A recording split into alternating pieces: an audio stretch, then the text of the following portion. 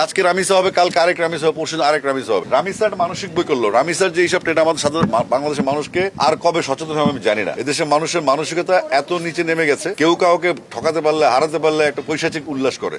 আজকে রামিসা হবে, কালকে আরেক রামিসা হবে, পরশু আরেক রামিসা হবে। আমরা যদি নৈতিকভাবে ঠিক না থাকি, আমাদের সমাজ সংস্কার যদি মানুষ স্বতঃস্ফূর্ত না হয়, মানুষ যদি তার নিজের ভালো না চায়, সে মানুষের ভালো চাইতে পারবে না। সুতরাং এই রামিসার ঘটনাটা কোনো বিচ্ছিন্ন ঘটনা নয়, এটা ট্র্যাডিশনে পরিণত হয়েছে। এটা শুধু পত্রিকায় আসছে বা মিডিয়াতে আসার কারণে আমরা দেখেছি। এরকম অহরহ ঘটনা ঘটছে যেটা কোনো বিচার হচ্ছে না। এই বিচারহীনতার সংস্কৃতি থেকে বেরোতে হবে।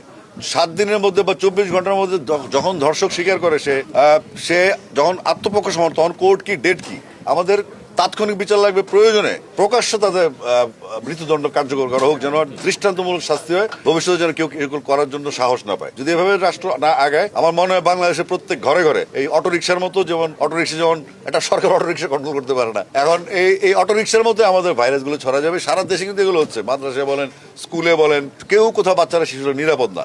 এমনকি পুকুরে পরে প্রচুর শিশু মারা যাচ্ছে। আমরা কয়টা খবর রাখি।